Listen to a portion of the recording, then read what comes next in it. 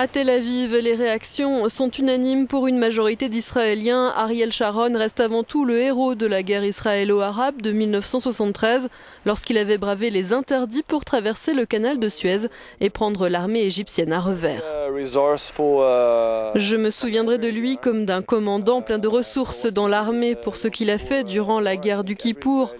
Je crois que tous les Israéliens savent plus ou moins ce qu'il a fait à ce moment-là. Aller à l'encontre des ordres et faire ce qu'il croyait juste, et effectivement, c'était la bonne chose à faire. C'est de ça que je me souviendrai avant tout.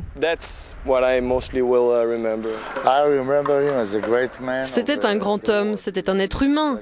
Il aimait rire, il aimait faire ce qui était juste.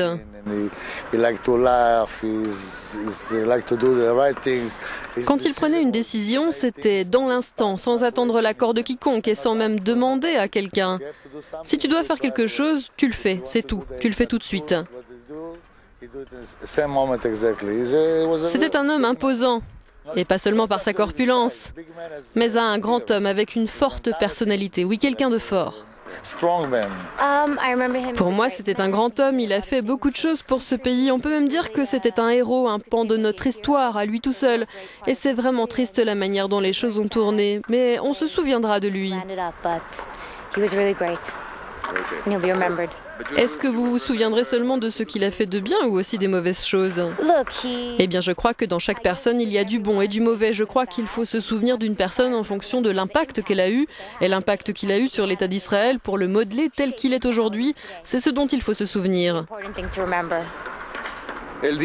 Le journal israélien Yedot Ahronot parlait dans son édition de vendredi d'une issue inévitable. La mort d'Ariel Sharon n'était qu'une question d'heure.